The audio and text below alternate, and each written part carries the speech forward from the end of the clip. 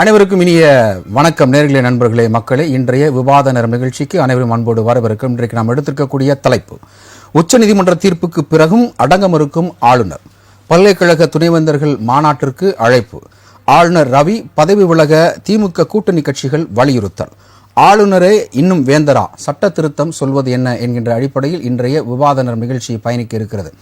குறிப்பாக நம்முடைய தமிழக ஆளுநர் ஆர்.என். ரவிக்கும் தமிழக அரசுக்கும் இடையே அதிகார போக்கும் மற்றும் நீயா நானா என்கின்ற ஒரு போட்டியும் இருந்து வந்ததாக சொல்லப்படுகிறது. அது எதிர்க்கட்சிகள் மற்றும் ஆளும் கட்சிகளும் மக்களால் தேர்ந்தெடுக்கப்பட்ட அரசாங்கத்திற்கு ஆளுநர் தடையாக இல்லாமல் அளிக்கக்கூடிய சட்டமன்றத்தில் நிறைவேற்றி தரக்கூடிய அந்த கோப்புகளுக்கு ஒப்புதல் தர வேண்டும் என்கின்ற போர்க்கொடியை கடந்த காலத்திலும் சரி இந்த காலத்திலும் சரி நாம் பார்த்து வந்தோம்.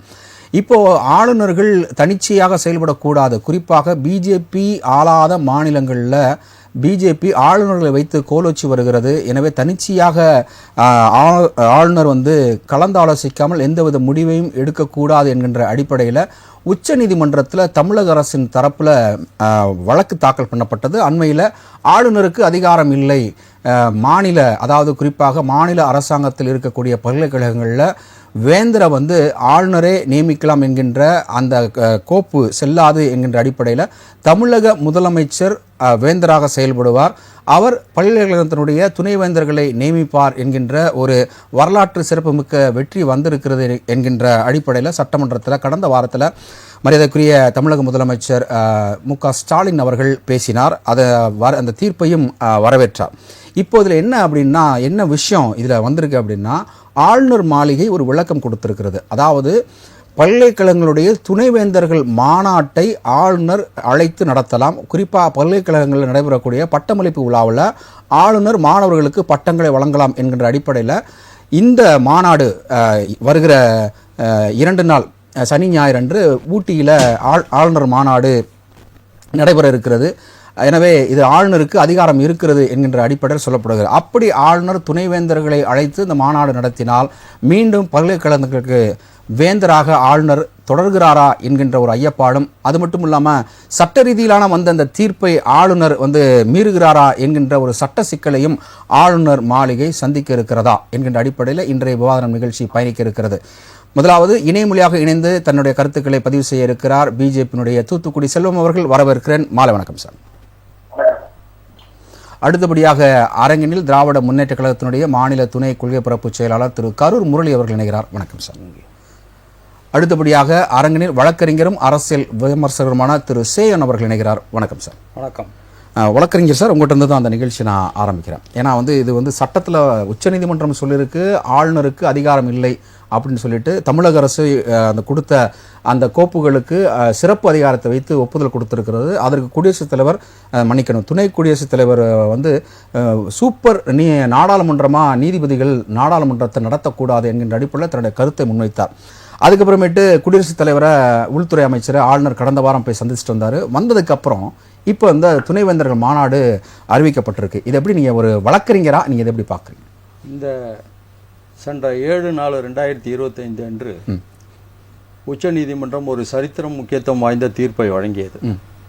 ஆளுநருக்கும் ஜனாதிபதிக்கும் மசோதாக்களுக்கு ஒப்புதல் கொடுப்பதற்கு ஒரு காலக்கெடுவை நிர்ணயித்து ஒரு தீர்ப்பை வழங்கியிருக்கிறது. இந்த தீர்ப்பு எதன் அடிப்படையில் வழங்கப்பட்டது என்றால், state of Tamil Nadu versus governor of Tamil Nadu and another அப்படின்னு ஒரு வழக்கு. தமிழ்நாடு அரசால் ஆளுநர் மசோதாக்களுக்கு ஒப்புதல் தருவதில்லை, தேவையில்லாமல் ஜனாதிபதிக்கு அனுப்பியது, இது சம்பந்தமாக 4 சப்ஜெக்ட் கோட் பண்ணி தமிழ்நாடு அரசு சார்பில் உச்சநீதிமன்றத்தில் வழக்கு தொடரப்பட்டது. 4 சப்ஜெக்ட் என்னன்னா, 10 சட்ட மசோதாக்களுக்கு ஒப்புதல் தர மறுப்பது, காலம் தாழ்த்தி இழுத்தடிப்பது, 2வது முன்னாள் அதிமுக அமைச்சர்கள் மீது ஊழல் வழக்கு தொடர அனுமதி கோரும்போது அந்த அனுமதி தராமல் மறுத்தது, தண்டனை குற்றவாளிகளை அவர்கள் நன்னடத்தையின் பேரில் முன் விடுதலை செய்வது குறித்த கோப்புகளில் கையெழுத்திடாமல் வைத்தது, 4வதாக தமிழ்நாடு பப்ளிக் சர்வீஸ் கமிஷன் என்று சொல்லக்கூடிய தமிழ்நாடு தேர்வு ஆணையத்திற்கு 14 உறுப்பினர்கள் நியமனம் செய்யும் கோப்பிலும் கையெழுத்திடாமல் இழுத்தடித்தது. இந்த 4 சப்ஜெக்ட்லையும் கவர்னர் அரசினுடைய ஆலோசனைப்படி செயல்படலைங்கிறதுனாலையும் காலம் தாழ்த்துறதுனாலையும் கடந்த 31/10/2023 அன்னைக்கு தமிழ்நாடு அரசின் சார்பில் இந்த வழக்கு உச்சநீதிமன்றத்தில் தொடரப்பட்டது. அந்த வழக்கில் என்னன்னா 13/1/2020 முதல் 28/4/2023 வரை 12 மசோதாக்களுக்கு கவர்னர் ஒப்புதல் வழங்கவில்லை. கவர்னரை பொறுத்தவரையும் இந்திய அரசமைப்பு சட்டத்தில் கவர்னருடைய ரோல் என்னங்கிறத சரத்து 163 ஆர்டிகல் 163 தெளிவாக சொல்லுது. A governor shall act on the aid and advice of council of ministers. அதாவது ஒரு மாநில கவர்னர் என்பவர் அந்த மந்திரி சபையினுடைய ஆலோசனைப்படி நடக்க வேண்டும். அப்படின்னா அந்த மந்திரி சபை ஆலோசனை மீறி நடக்கக்கூடாது. அதுதான் அதனுடைய அர்த்தம். கவர்னருக்கு எல்லையில்லா அதிகாரமெல்லாம் அரசியலமைப்பு சட்டத்தில் கொடுக்கப்படவில்லை. மந்திரி சபை என்ன சொல்கிறதோ அதன்படி செயல்பட வேண்டும் என்பதுதான் இந்திய அரசியலமைப்பு சட்டத்தினுடைய சரத்து. இன்னும் சொல்ல போனா இந்த கான்ஸ்டியூட் அசம்பிளி டிபேட்ஸுங்கன்னு இந்த இந்திய அரசியலமைப்பு சட்டம் ஏற்றுவதற்கு முன்பு நடைபெற்ற விவாதங்கள்ல அம்பேத்கர் என்ன சொல்றாருன்னா, a governor shall be a guide, philosopher and friend of the state. அதாவது அவர் ஒரு நண்பராக, வழிகாட்டக்கூடிய நண்பராக விளங்க வேண்டும் தான் சொல்லியிருக்கார். அதன்படி பார்த்தா நம்ம ஆளுநர் அதை செயல்படலைங்கிறதுனால தான் தமிழ்நாடு அரசு இந்த வழக்கை தொடர்ந்தது. ஏன்னா 10 மசோதாக்கள் முதல்ல பாஸ் பண்ணி அந்த மசோதாக்கள் ஒப்புதலுக்கு கவர்னர்கிட்ட அனுப்புறாங்க. கவர்னர் திருப்பி அனுப்புறாரு. இரண்டாவது முறையாக சட்டமன்றத்தில் சிறப்பு கூட்டத்தொடர் 18/11/2023 அன்றைக்கு சிறப்பு கூட்டத்தொடர் போடப்பட்டு அதுல அனைத்து மசோதாக்களும் நிறைவேற்றப்பட்டு மீண்டும் கவர்னர் ஒப்புதலுக்கு அனுப்பக்குள்ள அந்த இரண்டாவது முறையா நிறைவேற்றப்பட்டு அனுப்பின பிறகு கவர்னர் அதை திருப்பி அனுப்புறதுக்கோ அல்லது ஜனாதிபதி ஒப்புதலுக்கு அனுப்புறதுக்கோ சட்டத்துல வழி இல்லை. ஆனால் வேண்டுமென்றே தமிழக கவர்னர் RN ரவி சட்டத்தை மீறி, அரசியலமைப்பு சட்டத்தை மீறி, ஏற்கனவே உச்ச நீதிமன்றம் அளித்திருக்கக்கூடிய தீர்ப்புகளை மீறி கவர்னருக்கு அனுப்புனதுதான் இந்த வழக்கு தொடர்வதற்கு ஒரு காரணமா இருந்தது. இப்ப மீண்டும் உச்ச நீதிமன்றம் கொடுத்திருக்க தீர்ப்பை ஆளுநர் மீறி இருக்கிறாரா அந்த துணை? கண்டிப்பா. என்னன்னா இந்த வழக்கு நடக்கக்குள்ளேயே 12/12/2023 அன்னைக்கு உச்ச நீதிமன்றம் தமிழ்நாடு அரசுக்கும் கவர்னருக்கும் ஒரு ஆலோசனை சொல்லுது. தமிழக முதலமைச்சரும் கவர்னரும் உட்கார்ந்து பேசி இந்த பிரச்சனையை தீர்க்க வேண்டும் அப்படின்னு சொல்லி ஒரு டைம் கொடுக்குறாங்க. அதன்படி தமிழக முதலமைச்சர் அவர்கள் ராஜ்பவனுக்கு சென்று 30/12/2023 அன்று கவர்னரை சந்தித்து, நீங்கள் இரண்டாவது முறையாக சட்டமன்றம் மசோதாக்களை ஒப்புதல் ஏற்றப்பட்ட பிறகு நீங்கள் திருப்பி அனுப்புவதற்கு சட்டத்தில் வழி இல்லை, அதனால் உடனடியாக மசோதாவுக்கு ஒப்புதல் கொடுக்க வேண்டும் என கோரிய பிறகும் கவர்னர் அதை செய்யலங்கக்குள்ளதான் இந்த வழக்கு போடுறாங்க. இந்த வழக்கு போட்டவுடனே உச்ச நீதிமன்றம் வழக்கு போட்டவுடனே ஏதோ எடுப்புலாம் இந்த தீர்ப்பு கொடுக்கல. இருதரப்பு வாதங்களையும் கடந்த 4 மாதங்களாக அவர்கள் இருதரப்பு வாதங்களையும் கேட்டு இறுதியாக 7/4/2023 அன்றைக்கு கவர்னருக்கு என்று தனி அதிகாரம் கிடையாது, மந்திரி சபையினுடைய ஆலோசனைப்படிதான் அவர் செயல்படணும், இந்த ஒப்புதல் அளிக்காமல் இருந்தது தவறு. குறிப்பா அந்த வாசகத்தை சொல்லணும்னு அந்த தீர்ப்புல the conduct exhibited on the part of the governor as it clearly appears from the events that have transpired during the course of the present litigation has been lacking in bona fides. அதாவது governor நல்ல எண்ணத்துடன் செயல்படவில்லை அப்படின்னு சொல்லி அடுத்து என்ன சொல்றாங்கன்னா, reservation of 10 bills are erroneous in law, non-est and thus is hereby set aside. அதாவது இந்த மசோதாக்களை ஒப்புதல் கொடுக்காமல் வைத்திருந்தது சட்ட விரோதமானது, அதனால் நாங்கள் அந்த ஒப்புதல் கொடுக்காமல் இருந்ததை ரத்து செய்கிறோம். 18/11/2023 அன்றைக்கு இரண்டாவது முறையாக சட்டமன்றத்தில் நிறைவேற்றப்பட்ட அன்றிலிருந்து இந்த மசோதாக்கள் செல்லுபடியாகும் சொல்றாங்க. செல்லுபடி ஆகும்னா என்ன அர்த்தம்? ஆட்டோமேட்டிக்கா பல்கலைக்கழகங்களுக்கு முதலமைச்சர் வேந்தர் ஆகிவிட்டார். அப்ப தமிழக அரசுக்கு தான் முழு அதிகாரம் வந்துருச்சு. கவர்னருக்கு எந்த பல்கலைக்கழகங்களுடைய நிர்வாகத்துல எந்த வேலையும் இல்லைங்கிறது தான் அந்த சட்டத்தோட சாராம்சம், இந்த தீர்ப்போட சாராம்சம். ஆனா கவர்னருடைய ஆக்ட் பத்தி சொல்ல, ஏன்னா பட்டமளிப்பு விழாவில் ஆளுநர் கலந்துக்கிறணும், அது பட்டமளிப்பு விழால கலந்துக்கிறதுங்கிறது, வேந்தராக ஆளுநர் கலந்துக்கிறதுங்கிறது வேற, வெறும் ஆளுநராக கலந்துக்கிறது வேற, 2 வித்தியாசம் இருக்கு.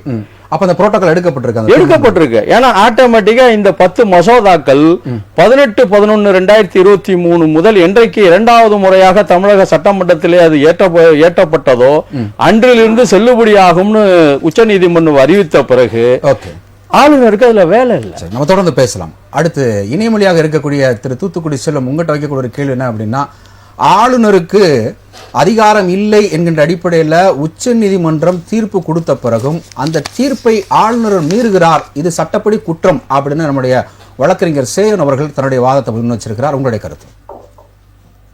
ராஜ்நியூஸ் தொலைக்காட்சி நிறுவனத்திற்கு அதாவது ராஜ்நியூஸ் தொலைக்காட்சி நிறுவனத்திற்கு நெறியாளர் மரியாதைக்குரிய சகோதரர் அருள் கவரியல் அவர்களுக்கு, அது போலவே என்னுடைய சக பங்கேற்பாளர்களுக்கு, தொழில்நுட்ப கலைஞர்களுக்கு என்னுடைய பணிவான வணக்கம். வணக்கம். வணக்கம். கருத்துக்களை சொல்லுங்க. அதாவதுங்க, இப்போ நம்ம எனக்கு முன்னால பேசிய நண்பர் வழக்கறிஞர் சேவன் அவர்கள் கவர்னருக்கு எதிராக உச்ச நீதிமன்றம் பெரிய தீர்ப்பு சொல்லிட்டு சொல்லி சொன்னாங்க. அவர் என்னுடைய சக வழக்கறிஞர் முறையில் அவரோட கொஞ்சம் மாறுபடுறேன். என்ன மாறுபடுறதுன்னு கேட்டீங்கன்னா, ஒரு நிமிஷம், இதுல கொஞ்சம் சவுண்ட் ப்ராப்ளமா இருக்கு. இல்ல, நீங்க ஜூம் ஆடியோ நீங்க க்ளோஸ் பண்ணிக்கோங்க. நீங்க மொபைல்ல தான் எனக்கு வரீங்க, நம்ம ஜூம் ஆடியோ தேவையில்லை. அதாவது நம்முடைய கடந்த 7/4/2025 ஜட்ஜ்மெண்ட் பத்தி நம்ம நிறைய டிபேட்ல நம்ம இதுலயே கூட பண்ணிருக்கோம். கண்டிப்பா. இன்னைக்கு நீதிமன்றத்தை நீங்க இன்னைக்கு வச்சிருக்கிற தலைப்புல கூட நான் கொஞ்சம் மாறுபடுறேன். ஏன்னு கேட்டீங்கன்னா, உச்ச நீதிமன்ற தீர்ப்புக்கு பிறகும் அடங்க மறுக்கும் ஆளுநர் சொல்லிருக்கீங்க பாருங்க, அதுல நான் கொஞ்சம் மாறுபடுறேன். ஏன்னு கேட்டீங்கன்னா, உச்ச நீதிமன்ற தீர்ப்பில் ஏற்பட்ட முரண்பாட்டை ஏற்க மறுக்கும் ஆளுநர் அல்லது ஆளுநருக்கு இருக்கிற அதிகாரத்தை சரியாக பயன்படுத்த முயற்சிக்கிற ஆளுநர் அப்படின்னு எடுத்துக்கலாம். ஆர்டிகல் 361 அரசியல் சட்டத்தினுடைய 361வது பிரிவு, அதுல பார்ட் 19ல என்னுடைய நண்பர் சேவன் அவங்க கூட கொஞ்சம் அவங்க மொபைல்லாம் எடுத்து பாத்துக்கலாம். பார்ட் 19ல செக்ஷன் 61 மிக தெளிவா சொல்லியிருக்கு, ஆளுநரும் குடியரசுத் தலைவரும் பதவியில் இருக்கிற காலத்தில் அவர்கள் மீது எந்த வழக்கும் தொடர முடியாது, எந்த தீர்ப்பும் அவர்களுக்கு எதிராக வழங்க முடியாதுங்கிறது தான் அந்த ஆர்டிகல் 361 அவங்களுக்குள்ள ஸ்பெஷல் பவர். சரி, இப்போ என்ன நடந்திருக்கு அப்படின்னு கேட்டீங்கன்னா, உச்ச நீதிமன்றம் அரசியல் சட்டத்தினுடைய 142வது பிரிவை பயன்படுத்தி அவங்களுக்கு இருக்கிற ஸ்பெஷல் பவர், சுப்ரீம் கோர்ட்டுக்கு இருக்கிற ஸ்பெஷல் பவர் இருக்கு பாருங்க, இதை பயன்படுத்திருக்காங்க. நான் இதுல ஒரு வழக்கறிஞராக நான் இதுல முரண்படுறேன். என்ன கேட்டீங்கன்னா, ஒரு அரசுக்கும் ஆளுநருக்கும் இடையில ஒரு தாவா வந்துருச்சு, ஒரு லிட்டிகேஷன், ஒரு கான்ஃபிளிக்ட், அதாவது முரண்பாடு வச்சது என்ற பிறகு இவங்க என்ன செஞ்சிருக்கணும்னு கேட்டீங்கன்னா, மாண்பமை உச்ச நீதிமன்றத்தினுடைய நீதியரசர்கள் இதை லார்ஜர் பெஞ்சுக்கு கொடுத்து அனுப்பியிருக்கணும், ரெக்கமெண்ட் பண்ணிருக்கணும், அல்லது கான்ஸ்டிடியூஷன் பெஞ்சுக்கு அனுப்பியிருக்கணும், அரசியல் சட்ட அமர்வுக்கு அனுப்பியிருக்கணும், அல்லது முதன்மை CJI chief justice of India முதன்மை அமர்வு, அவருடைய தலைமையிலான முதன்மை அமர்வுக்கு இவங்க பரிந்துரை பண்ணியிருக்கணும். அதுல நான் நிச்சயமா சொல்றேன், இதுல மாறுபடுறேன். இன்னொன்னு, நான் ஒரே ஒரு விஷயம், சட்டம் ஏற்கக்கூடிய அதிகாரம் யாருக்கு இருக்கு? நாடாளுமன்றத்துக்கு இருக்கு. சட்டம் ஏற்கக்கூடிய அரசியல் சட்டத்துல ஏதாவது ஒரு அமெண்ட்மெண்ட், அதாவது திருத்தம் கொண்டு வரணும்னு சொன்னா அந்த அதிகாரம் உச்ச பாராளுமன்றத்திற்கு, நாடாளுமன்றத்துக்கு இருக்கு.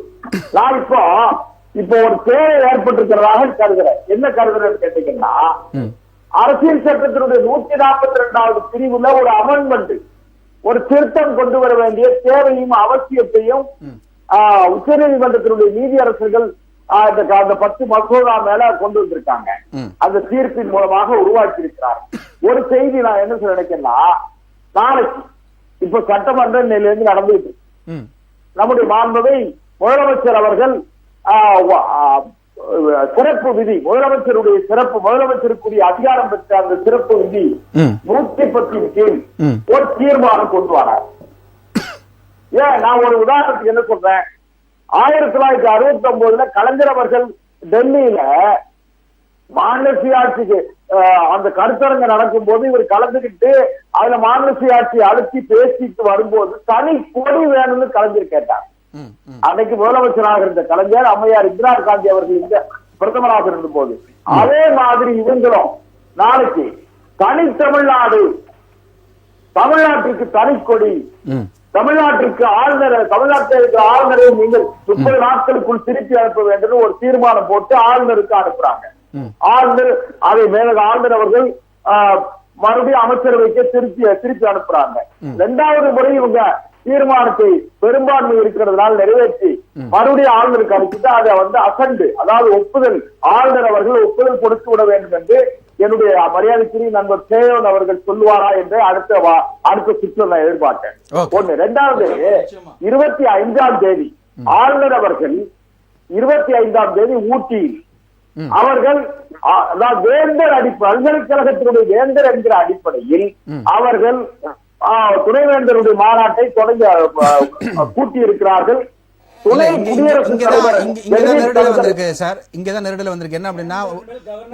உச்ச நீதிமன்றம் சொல்லிருக்கு தமிழகத்துல வேந்தர் இனிமேல் முதலமைச்சர் தான் அப்படின்னு சொல்லிருக்கு.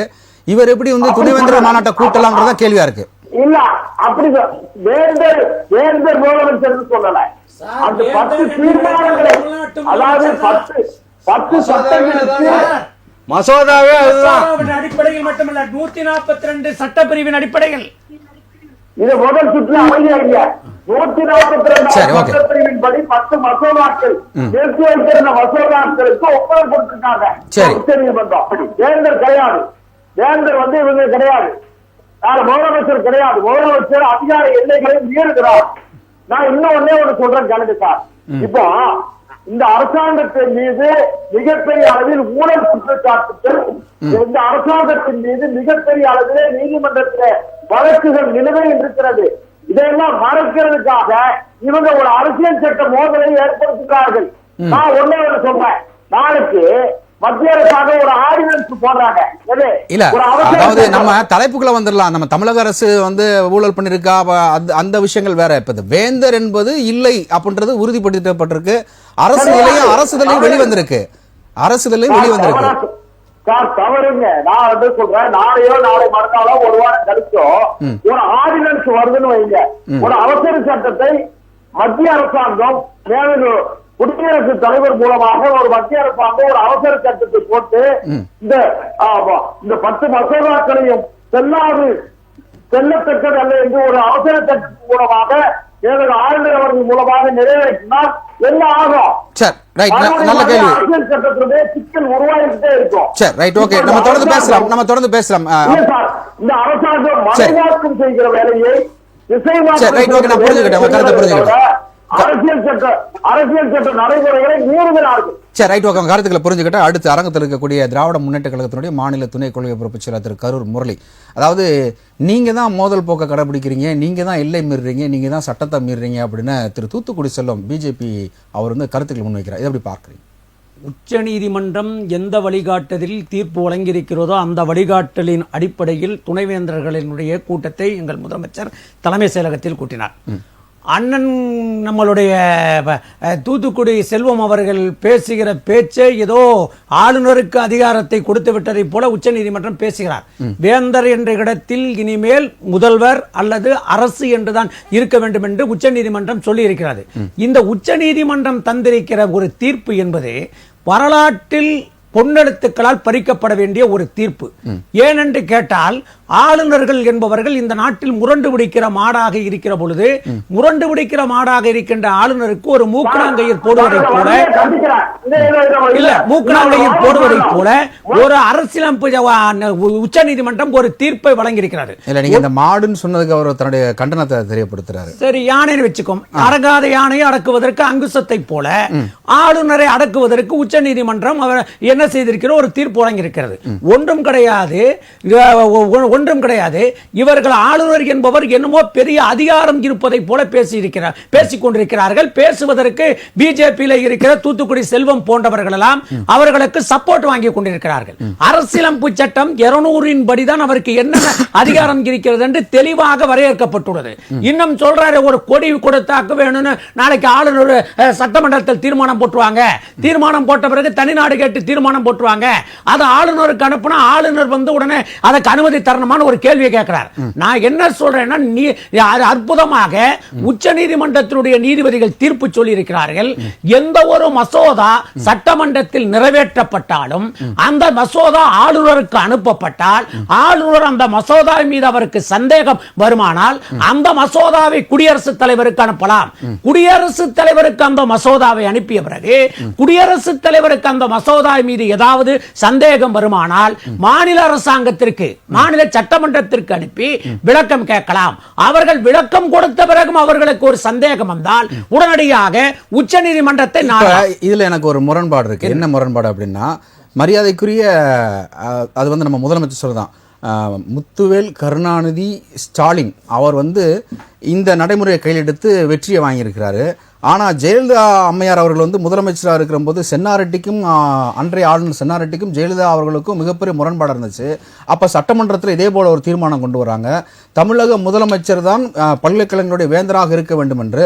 ஆனால் அன்னைக்கு எதிர்ப்பு தெரிவித்தது மரியாதைக்குரிய அன்றைய எதிர்க்கட்சி தலைவர் ஐயா கலைஞர் அவர்கள் எதிர்ப்பு தெரிவித்தாங்க. அப்போ அன்றைக்கு ஒரு நிலைப்பாடு திமுக, இன்றைக்கு ஒரு நிலைப்பாடு திமுகவா? அதாவது ஜெயலலிதா அம்மையார் ஆளுநரிடம் சென்னாரெட்டியிடம் அத்துமீறி நடந்ததையெல்லாம் நாங்கள் கண்டித்திருக்கிறோம்.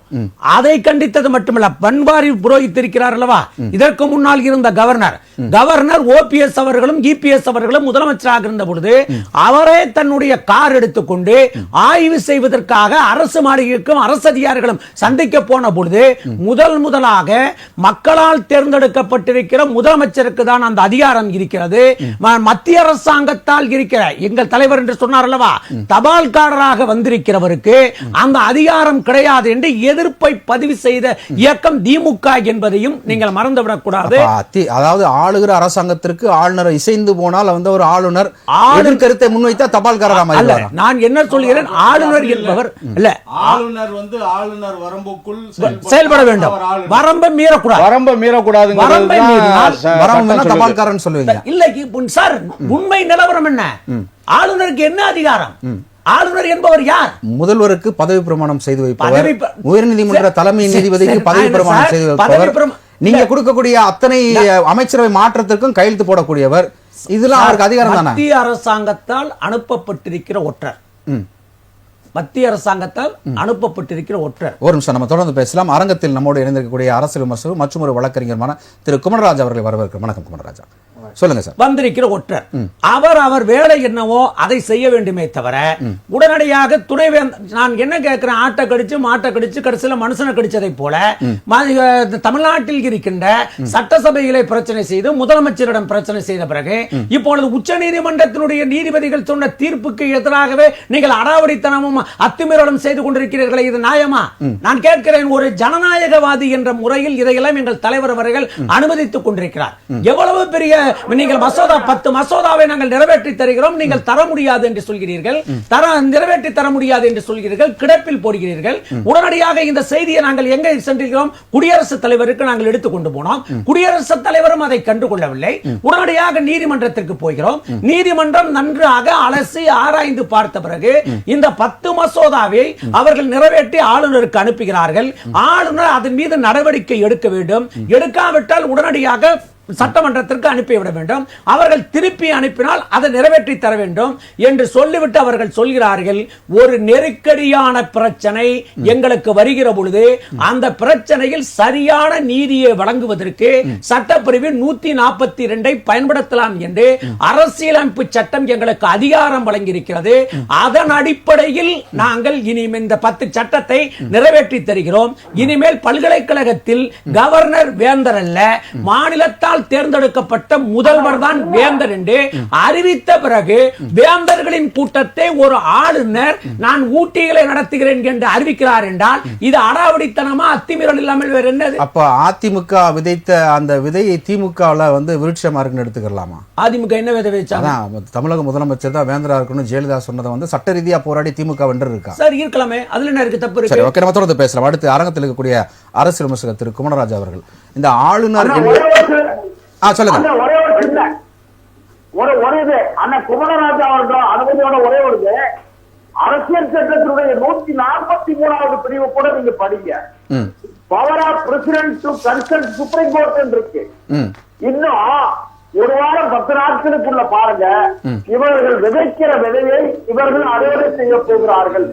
அரசியல் சட்டத்துடைய மரபுகளை மீறுகிற தமிழ்நாடு அரசு மிகப்பெரிய விளைவுகளை சந்திக்க போகிறது. பெரிய என்ன விளைவை நாங்க சந்திக்க போறோம்? நாங்க என்ன விளைவை சந்திக்க போறோம்? ஒரு எம்பி, ஒரு நாடாளுமன்றத்தினுடைய உறுப்பினராக இருக்கிற நிஷிகாந்த் என்று சொல்லக்கூடியவர், சர்மா என்று சொல்லக்கூடியவர் ஒரு உயர் நீதிமன்றத்தினுடைய நீதிபதியை விமர்சிக்கிறார், ஒரு துணை ஜனாதிபதி விமர்சிக்கிறார். இதெல்லாம் உங்களுக்கு தெரியவில்லையா? இதையெல்லாம் கண்டிப்பதற்கு பிஜேபி ஆள் இருக்கிறதா? நட்டா என்ன சொல்லுகிறார்? 2 எம்பிகள் கண்டிக்கிறார்கள். யாரை? உச்ச நீதிமன்றத்தினுடைய நீதிபதியுடைய தீர்ப்பை கண்டிக்கிறார்கள். நான் தவறு செய்தால், நான் குற்றம் செய்தால் என் கட்சியினுடைய தலைவர் என்னை கண்டிக்கிறார். ஒரு நட்டா கண்டிச்சாரா என்றாங்க, அது அவர்களுடைய கருத்துங்களா? யாருடைய கருத்து? நாடாளுமன்ற உறுப்பினர்கள் கருத்துங்களா? அப்படின்னாக்க நாடாளுமன்ற உறுப்பினராக அவரை கண்டிப்பதற்கு அதிகாரம் கட்சி விட்டு நீக்குங்க. ஜனாதிபதி எப்ப ஆலோசிக்கணும்? உச்ச நீதிமன்ற தீர்ப்புக்கு பின்பா முன்பா? அதை யோசிக்கணும். முன்புதான் தீர்ப்பு கொடுத்த பிறகு ஜனாதிபதி ஆலோசிக்க போறாருன்னு சொன்னா என்ன? கங்கையில் குளிக்கலாம். கங்கையே சூதகமானால் எங்க சார் குளிக்கிறது? சரி, ஓகே. திரு வேலையா போய் பயிர மேலாமா சார்? சொல்லுங்க குமாரராஜா. இந்த ஆளுநர் அப்படின்னு வந்தாலே பிஜேபி ஆளாத மாநிலங்களில் தொடர்ந்து சர்ச்சை போக்கு தான் கடைபிடிக்கிறாங்க அப்படின்னு சொல்லிட்டு பிஜேபி எதிர் மாநிலங்கள் கருத்துக்களை முன்வைக்கிறது. அதற்கு ஒரு முன்னேற்பாடாக தமிழக அரசாங்கம் வழக்கு போட்டு வெற்றி பெற்றிருக்கிறது. அதையும் இப்போ ஆளுநர் மீறுகிறாரா அப்படின்ற ஒரு பிரச்சனை தான் எழுகிறது துணைவேந்தர் மாநாட்டின் மூலம்.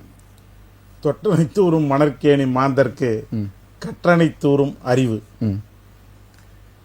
அன்பு சகோதரர் நமது முரளி அவர்கள் மிகவும் ஆவேசத்தோடு தலைவர் முத்துவேல் கருணாநிதி ஸ்டாலின் அவர்கள் சொன்ன அந்த தபால்காரர் என்கின்ற வார்த்தை அவருக்கு மனது முழுவதும் தித்திப்பை கொடுத்திருக்கின்ற காரணத்தினாலே மிகவும் அன்போடும் ஆர்வத்தோடும் அதை பற்றியே பேசிக்கொண்டிருக்கிறார், சுற்றி வருகிறார். இப்பொழுது ஒரு வழக்கறிஞராக உச்சநீதிமன்றத்திலே ஒரு வழக்கு முடிவுக்கு வந்திருக்கிறது.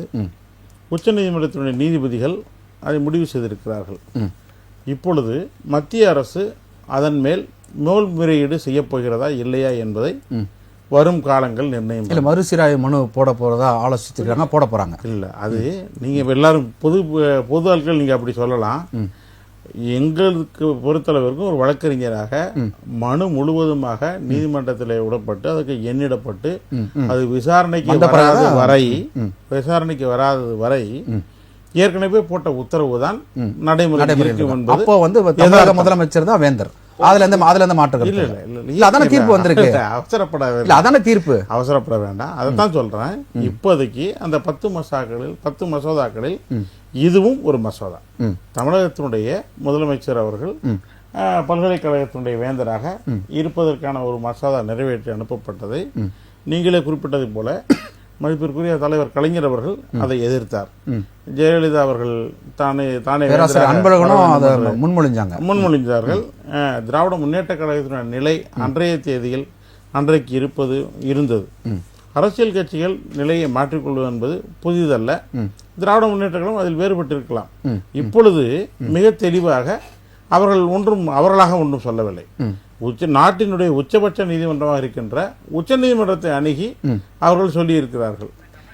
உறுப்பு 142 என்ன தெளிவாக சொல்லுகிறது என்றால், அது உச்ச நீதிமன்ற நீதிபதிகளுக்கு வழங்கி இருக்கின்ற சிறப்பு அதிகாரத்தின் அடிப்படையில் அவர்கள் செய்யலாம், இந்த உத்தரவை பிறப்பிக்கலாம் என்று. ஆனால் அதே நேரத்தில் நீதிபதிகள் விமர்சனத்திற்கு ஆளாக வேண்டியதில்லை. அவர்கள் வழங்கப்பட்ட தீர்ப்பு விமர்சிக்கப்படலாம். இப்போ இருவேறு கருத்துக்கள் வந்திருக்கிறது. நாட்டினுடைய உப ஜனாதிபதியாக இருக்கின்ற ஜெகதீப் தன்கர் அவர்கள், நீங்கள் சூப்பர் நாடாளுமன்றமாக செயல்பட முயற்சி பண்ணுகிறீர்கள், அதை எப்படி ஏற்றுக்கொள்வது என்று சொல்லுகிறார்கள்.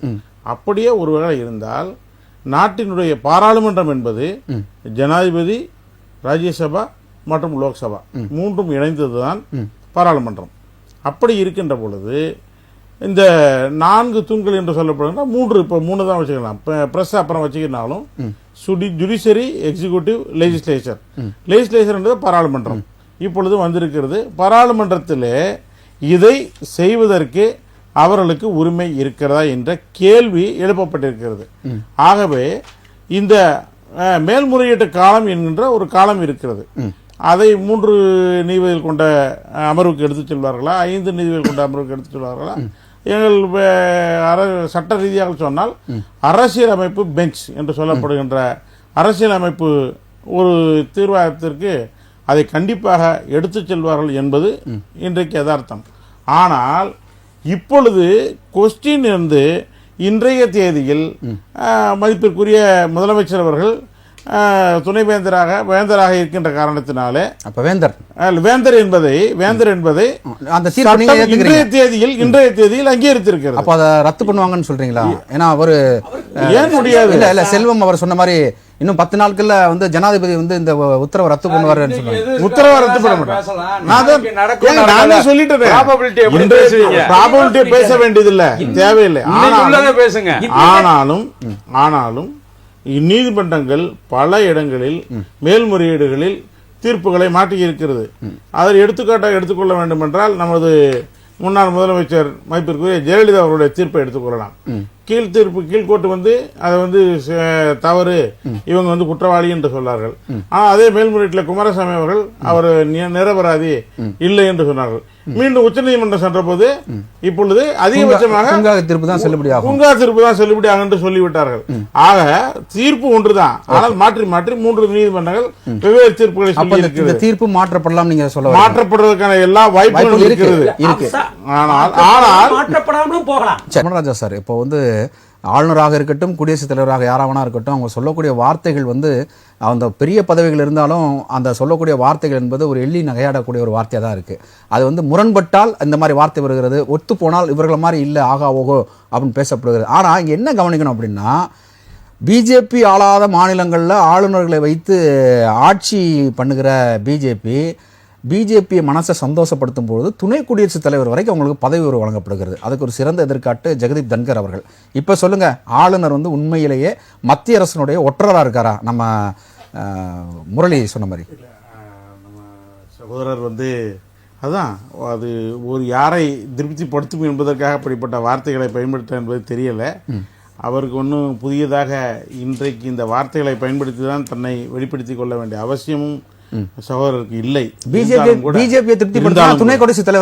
இருந்தாலும் கூட முதலமைச்சர் அவர்கள் அவரை தபால்காரர் என்று சொல்லுவதும், அருகிலே இருந்த பொன்னேரிக்கு சென்ற பொழுது நீங்கள் யாரை வேணாலும் கூட்டிக் கொண்டு வாருங்கள், ஒருகை பார்த்து விடலாம் என்று முதலமைச்சர் பேசுகின்ற வார்த்தைகளும் அவருடைய தகுதிக்கு ஏற்ற மாதிரியான அந்த வார்த்தைகள் அல்ல. அதே நேரத்தில் ஒரு அரசியல் அமைப்பு ரீதியாக ஒரு மத்திய அரசினால் நியமனம் செய்யப்பட்டிருக்கின்ற ஒரு மாநிலத்தினுடைய அனைத்து நிர்வாகத்தையும் ஆளுநருடைய பெயரால் நடத்தி செல்லுகின்ற பொழுது அவரை ஒரு தபால்காரர் என்பது தனிப்பட்ட முறையிலான நீங்க நெருக்கடி கொடுக்குறீங்க. அதனால வார்த்தைகள் எல்லை மீறி போகுது. அது வந்து அந்த புதுச்சேரி கிரண்பேடியாக இருக்கட்டும், தெலுங்கானா தமிழிசையாக இருக்கட்டும், அவங்க வந்து நெருக்கடி கொடுக்குறாங்க. தமிழிசை வந்து சட்டப்பேரவைக்கே வந்து சந்திரசேகராவை அழைத்தது கிடையாது. அந்த அளவுக்கு வந்து ஒரு முரண்பட்ட கருத்துல இருந்தாங்க. அதுதான், அதாவது அவரவர்களுக்கு உரிய பதவிக்கான அழகையும் அரசியலமைப்பும் சட்டமும் என்ன சொல்லி இருக்கிறதோ அவரவர்களுடைய எல்லைக்கோட்டை மீறாமல் இருக்கும் வரை எந்த பிரச்சனையும் இல்லை. ஆனால் இப்பொழுது கவர்னர் ஒரு பக்கம் எல்லைக்கோட்டை மீறுகிறார் என்ற குற்றச்சாட்டு வைக்கின்ற அதே சமயத்தில் ஒரு தமிழகத்தினுடைய முதலமைச்சர் மக்களால் தேர்ந்தெடுக்கப்பட்டவர் 3 தேர்தல்களை எந்த விதமான அப்பழுக்கும் இல்லாமல் அருமையாக தன்னுடைய கூட்டணி கைத்தை வைத்து செய்து வெற்றியை மட்டும் பெற்ற முதல்வர் அவர்கள் ஒரு கை பார்த்து விடுவோம் எல்லோரும் வாருங்கள் என்று அழைப்பது என்பது அந்த பதவிக்கு உரிய அழகல்ல. அதான் சொல்ல, அந்த அளவுக்கு ஆளுநர் வந்து டார்ச்சர் பண்றாங்க. அதனால வார்த்தைகள் எல்லை மீறுகிறது அப்படின்னு. இல்ல அது 19 கோப்புல எல்லை மீறலாம். கரூர் முரளி பேசிவிடலாம், குமரராஜா பேசிவிடலாம், இல்ல சகோதரர் பேசிவிடலாம். ஆனால் தமிழகத்தினுடைய முதலமைச்சர் அவர்கள் அப்படி ஒரு வார்த்தையை பயன்படுத்துவது இல்ல, அப்படி பேசுறாங்களே எல்லா இடத்துலயும். இந்த இடத்துல ஒரு கருத்தை முன்வைக்கிறேன். மதுரை தியாகராஜா பொறியியல் கல்லூரிக்கு விழாவுக்கு கலந்து கொள்ள சென்ற ஆளுநர் RN ரவி ஜெய் ஸ்ரீராம்னு 4 முறை கோஷம் போட்டு போட சொல்றாரு. அது முறையானதா? ஒரு பல்வேறு மதங்கள் சேர்ந்த மாணவர்கள் இது- படிக்கக்கூடிய இது மத மறுபடியும் சார்பின்மை மறுபடியும் உள்ள லாப ஒரு அரசியலே இல்ல, ஒரு நாட்டுல இல்ல, ஆளுநர் அந்த அரசியல் தானே பண்றாங்க ஆளுநர் போய் அப்படின்றதாங்க ஜெய் ஸ்ரீராம் இருக்கு. சொன்னா இல்ல. ரைட்டு, முதலமைச்சர் ஒரு கை நாங்க பார்த்து ஆளுநர் விடலாம்னு சொன்னா ஏங்க, தப்புனா என்னங்க ஆளுநர் நியாயம்? வந்து சொன்னது என்ன நியாயம்? சரி என்று ஆளுநர் யாரும் ஒரு கை சொல்லவில்லை. சார், நீங்க எங்க- சொல்லவில்லை. இல்ல, மாமியார் உடைத்தால் ஆளுநர் குடும்பம் சரி, உடைத்தால் ஆளுநருக்கு அந்த பேச்சு ஆளுநருக்காக பேசிய பேச்சல்ல. ஒரு பக்கம் நயினா நாகேந்தர் சொல்லுகிறார் திமுகவை அழித்தே தீர்வோம் என்று, ஒரு பக்கம் எடப்பாடி பழனிசாமி சொல்லுகிறார் பிஜேபியும் நாங்களும் கூட்டி சேர்ந்து விட்டோம் திமுகவை அழித்தே தீர்வோம் என்று, ஒரு பக்கம் வானதி சீனிவாசன் தமிழிசை சவுந்தரராஜன் திமுகவை வீட்டுக்கு அனுப்புவோம் என்கிறார். அப்பொழுது எங்கள் தலைவர் சொல்லுகிறார் தனியாக மட்டுமல்ல ஒட்டுமொத்தமாக வாங்கல் ஒரு கை பார்ப்போம் என்று அரசியல் கட்சிகளை சொன்னமே தவிர ஆளுநர் சொல்லல. இல்லங்க, இல்ல, உங்களுக்கு நயினார் தானே- இல்ல, உங்களுக்கு இல்லங்க, பதிலா சொல்லுங்க. இல்ல, இல்ல, நயினார் நாகேந்திரனும் மக்களால் தெரிவு செய்யப்பட்ட முதலமைச்சர் ஸ்டாலின் அவர்களும் ஒண்ணா? ஆமா. இல்ல இல்ல, நயினா நாகேந்திரன் இல்ல, மக்களால் தேர்ந்தெடுக்கப்பட்ட ஒரு MLA. MLA இல்ல, இப்ப வந்து அந்த கட்சியினுடைய மாநில தலைவர். ஒரு கட்சியுடைய மாநில தலைவர் மாநில இருக்கலாம். ஆனால் இருவரையும் ஒன்றாக்கி கொள்ள முடியாது. சரி. அது அவருக்குரிய பதவிக்கு உரிய அழகல்ல என்பதுதான் மீண்டும் மீண்டும் என்னுடைய சரி, ஆனா வாதம். அது திரு எந்த சேகன் மாற்றமும் வைக்கிறார்ல, இல்லை. ஆளுநர் எப்படி வந்து ஜெய் ஸ்ரீராம் சொல்லலாம்? அத அந்த பதவிக்கு அழகா அதையும் அதையும் கண்டிக்கிறோம். தனிப்பட்ட முறையிலான கவர்னர் அவர் இந்துவா இருக்கலாம், முஸ்லிமா இருக்கலாம், கிறிஸ்டியனா இருக்கலாம்.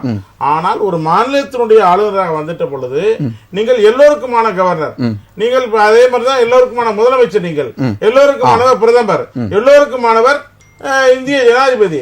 அப்படி இருக்கின்ற பொழுது தனிப்பட்ட முறையிலான உங்களுடைய மாற்றங்களையும் உங்களுக்கு வேண்டிய விருப்பங்களையும் நீங்கள் வெளிப்படுத்த கூடாது. உண்மை அதுதான். Okay, okay. நமக்கு இப்பொழுது ஆனால் உச்சநீதிமன்றம் இந்த தீர்ப்பை வழங்கி இருக்கின்ற பொழுது இந்த தீர்ப்பிலே ஏதோ ஒரு தவறு இருக்கிறதோ என்கின்ற ஒரு சந்தேகம் சட்ட வல்லுநர்களால் எழுப்பப்பட்டிருக்கிறது.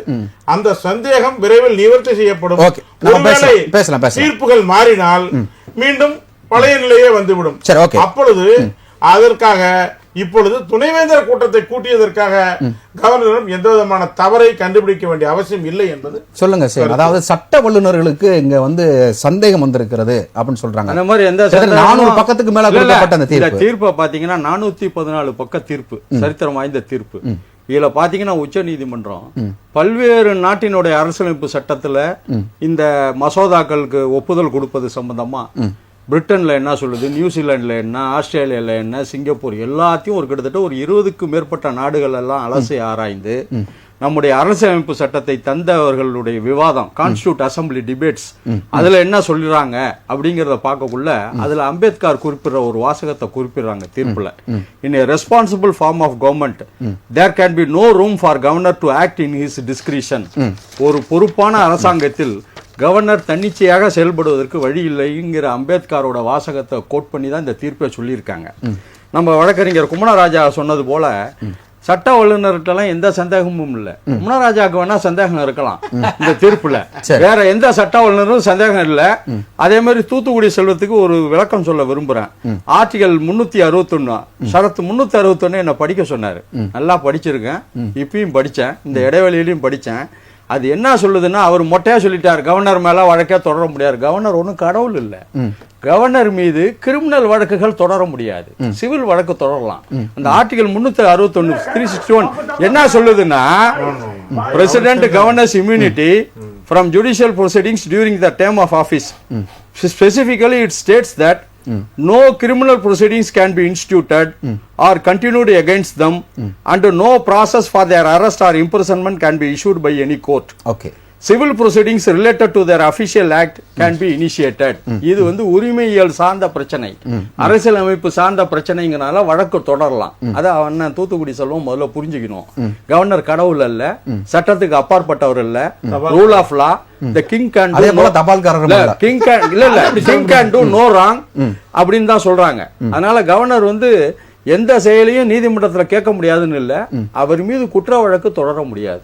அதே உரிமையல் சம்பந்தப்பட்ட பிரச்சனைகளுக்கு இப்ப கவர்னருக்கே ஒரு சொத்து பிரச்சனை இருக்குன்னா, அவர் இன்னொருத்தர் சொத்தை போய் ஆக்கிரமிச்சார்னா கவர்னர் மேலே வந்து அந்த சொத்தை மீட்க சொல்லி வழக்கு தொடரலாம். சிவில் ப்ரொசீஜர்ஸுக்கு கவர்னருக்கு இம்யூனிட்டி கிடையாது. ரெண்டாவது இன்னொன்னு சொல்றாரு, வந்து இந்த தீர்ப்புல வந்து முரண்பாடு இருக்கு. எனக்கு நிறைவான கருத்து அதான், தீர்ப்புல முரண்பாடு இல்ல, தீர்ப்பை ஏத்துக்கிறதெல்லாம் செல்வத்துக்கு முரண்பாடு இருக்கு. அதனாலதான் சொல்றாரு பிஜேபி கட்சிக்குமே அந்த மாதிரி இருக்கு. இன்னொன்னு வந்து இந்த ஆர்டிகல் 142 மாரி 141 ஒண்ணு இருக்கு. ஷரத்து 141, அதாவது any law passed by the supreme court becomes the law of the land. உச்ச நீதிமன்றத்தின் தீர்ப்பு அந்த நாட்டினுடைய சட்டமாகிறது. அதனால இன்றைய தேதியில இந்த இரு நீதிபதிகள் கொடுத்த தீர்ப்பு இன்றைக்கும் அமுலில் இருப்பதால் இன்றைக்கு கவர்னர் துணைவேந்தர் மாநாட்டை கூட்டுவதற்கு எந்த அதிகாரமும் இல்லை. கூட்டினால் அது சட்டப்படி தவறு. இன்னும் சொல்ல போனா நீதிமன்ற அவமதிப்புக்கு கூட உள்ளான செயல். ஆமா, ஏன்னா என்ன காரணம்னா கவர்னருக்குன்னு தனியா கல்வித்துறையில ஈடுபடுவதற்கு எந்த உரிமையும் கிடையாது. வேந்தராக, பல்கலைக்கழகத்தின் வேந்தராக தான் பல்கலைக்கழக நிர்வாகத்துல கவர்னர் தலையிடுறார்.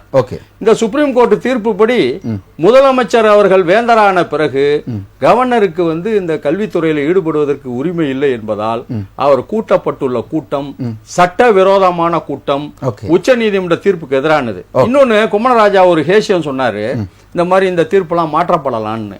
சட்டத்துல ப்ராபபிலிட்டிக்கு வேலையே இல்லை. இன்னைக்கு என்னமோ அதை தான் பேசணும். இல்ல நாளைக்கு அது நடக்கும்னு நம்ம சொல்றதை பத்தியே பேச முடியாது. இன்னைக்கு என்ன, what law is today is the law of the land. Tomorrow it may happen or may not happen. நாளைக்கு நடக்கும், நடக்காம போலாம். நாளைக்கு அது மாறும்லாம் ஜோசியம் சொல்றதுக்கு வழக்கறிஞர்களுக்கு வேலையே கிடையாது. அரசியலமைப்பு சட்ட வல்லுநர்களுக்கு வேலை கிடையாது. இன்னைக்கு சட்டம் என்னன்னா முதலமைச்சர் தான் வேந்தர். முதலமைச்சர் வேந்தருங்கக்குள்ள அவர் மட்டுமே துணைவேந்தர்கள் மாநாட்டை கூட்ட முடியுமே ஒழிய போவாங்களா, ஆளுநர்கள் கூட்ட முடியாது. துணைவேந்தர்கள் போக கூடாது. அப்படி போனா சட்டப்படி குற்றம். சட்டப்படி குற்றம். உச்ச நீதிமன்ற தீர்ப்பை மீறிய செயலாகும். ஓகே, நிறைவான கருத்துக்கு நன்றி. திரு செல்வம், உங்களுடைய கருத்தும் நிறைவான கருத்தும். ஆர்டிகல் 256ல ஆர்டினன்ஸ் கொண்டு வரக்கூடிய அதிகாரம் யாருக்கு இருக்குன்னா கவர்னருக்கு இருக்கு. ஓகே, மத்திய அரசுக்கு இருக்கு. ஆர்டிகல் 256ல அதாவது அரசியல் அவசர சட்டங்கள் கொண்டு வரக்கூடிய அதிகாரம் இருக்கிறது. இதை நீங்க மறந்துடாதீங்க. நான் இப்ப என்ன சொல்றேன்னு கேட்டீங்கன்னா, உச்ச நீதிமன்றத்தினுடைய தீர்ப்பை நான் எதுக்கு விமர்சிக்கேன்னு சொன்னா, ஆர்டிகல் 142ல இருக்கிற அந்த ஸ்பெஷல் பவரை அவங்க யூஸ் பண்ணும் போது அவங்க என்ன பண்ணிருக்கணும்னு கேட்டா கான்ஸ்டிடியூஷனல் பெஞ்சுக்கு அனுப்பி இருக்கணும். இல்ல, நீங்க அந்த தீர்ப்பவே நீங்க சொல்றீங்க. ஆனா தீர்ப்பு வந்துருச்சு. தீர்ப்பு இன்னும் அதுக்கு நீங்க மேல்முறையீடு போல. அப்ப வந்த தீர்ப்பு தான். முதல்வர் தான் துணைவேந்தர்கள் மாநாட்டை கூட்டணும். இப்ப கூட்டுகிற மாநாடு சட்டத்திற்கு புறம்பான ஒரு கூட்டம் அப்படின்னு சொல்லி திரு சேகன் அவர்கள் சொல்றாரு. உங்களுடைய கருத்து? சார், கவர்னர் எக்ஸிகியூட்டிவ் ஆஃபீஸ்ல அதனால கவர்னர் உச்ச நீதிமன்ற தீர்ப்பை எழுத்து பண்ணலாமா, பண்ணக்கூடாது? ஒரே ஒரு கொஞ்சம் இருங்க. கவர்னர் இந்த நாட்டின் அதிகாரத்தினுடைய முதல் குடிமகன் யாரு? இந்த மாநிலத்தினுடைய முதல் குடிமகன் கவர்னர். அவருடைய ஃபிகர் கவர்மெண்ட் யாரு? அவரே சட்டத்தை மீறலாமா? நான் என்ன சொல்றேன், குடியரசுத் தலைவர் சட்டத்துடைய பாதுகாப்பு தான் முறைக்கும். சகோதரர் தூத்துக்குடி செல்வத்துக்கு ஒரே ஒரு கேள்வி. ஆளுநர் என்பதால் உச்ச நீதிமன்ற தீர்ப்பு ஆளுநரை கட்டுப்படுத்தாதா? சொல்லுங்க, வழக்கறிஞர் நீங்க. நான் கேட்கறது ஒரே கேள்விங்க. நீங்க பிஜேபிங்கிறத மறந்துட்டு ஒரு வழக்கறிஞரா சொல்லுங்க, உச்ச நீதிமன்ற தீர்ப்பு கவர்னரை கட்டுப்படுத்துமா கட்டுப்படுத்தாதா?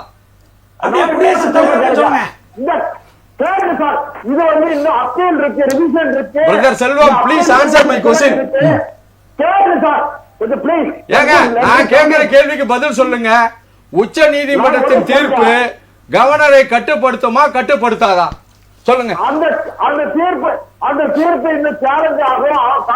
ஏங்க, இன்னைக்கு அந்த தீர்ப்பு நிலுவையில் இருக்கு. அந்த தீர்ப்பு மாற்றப்படவில்லை. அந்த தீர்ப்பின் மீது எந்த மேல்முறையீடும் இல்லை, எந்த மறு சீர்வாயும் இல்லாத நிலையில் இன்றைக்கு அது லா ஆஃப் த லேண்ட், நாட்டினுடைய சட்டமாக இருக்கக்குள்ள அத கவர்னர் மதிக்கணுமா வேண்டாமா? அதுக்கு மட்டும் பதில் சொல்லுங்க.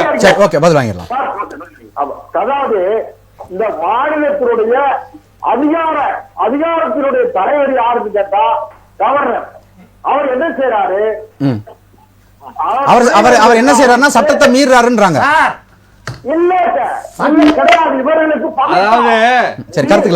சொல்லுவாங்க, the king can do no wrong. அதாவது அரசர் என்பவர் எந்த தவறும் செய்யக்கூடாதும்பாங்க.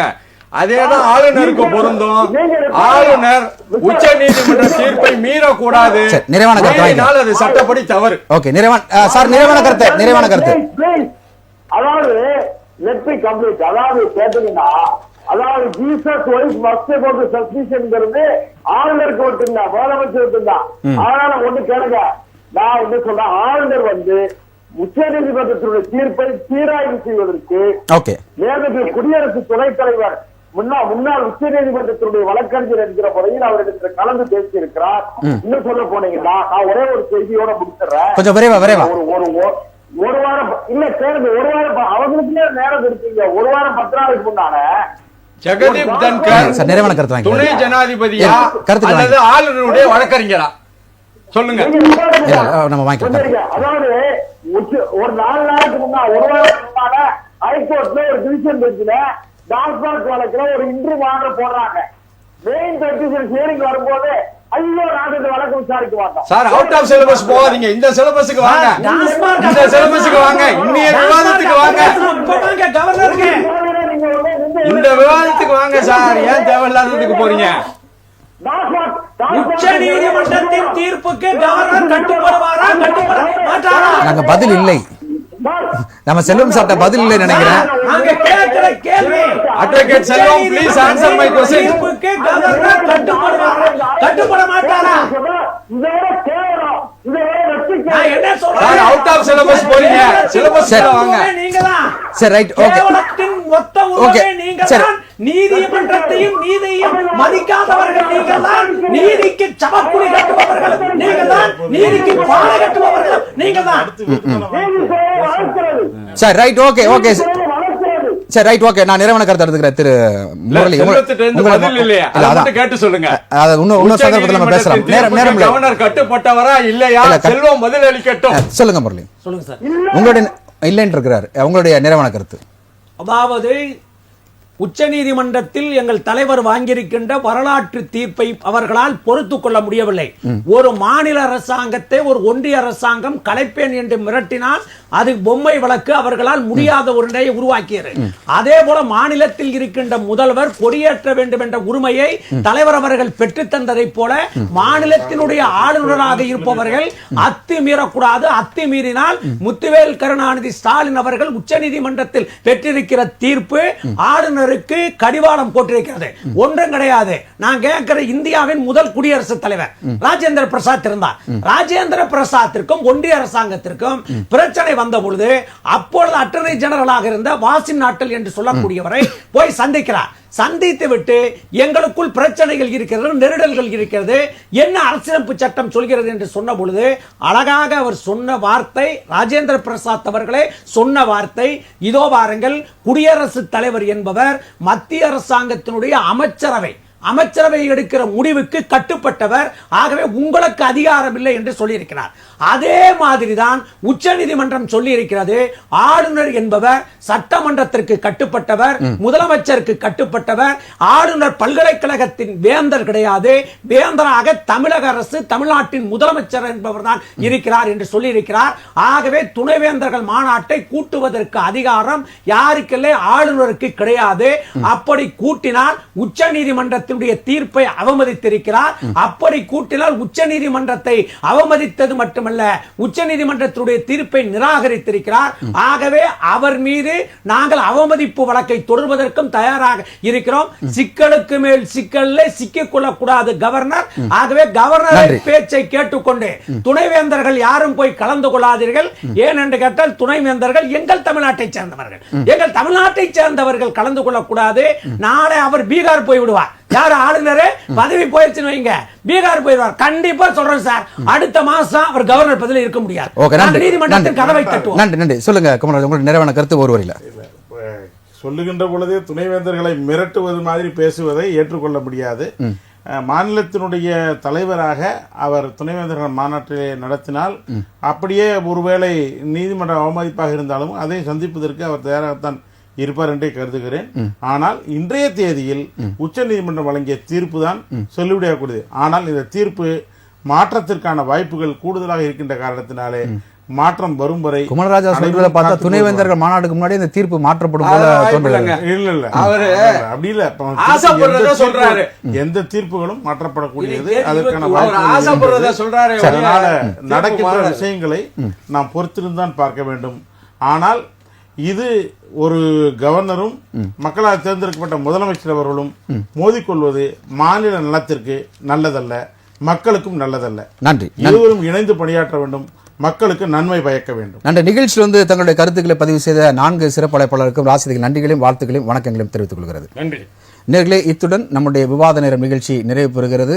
இன்றைக்கு பேசப்பட்ட கருத்துக்கள் அழைப்பாளர்களின் சொந்த கருத்துக்கள் என்பதை தெரியப்படுத்திக் கொண்டு மீண்டும் மற்றும் ஒரு தலைப்பில் சந்திக்கலாம். நன்றி, வணக்கம் நண்பர்களே, மக்களே.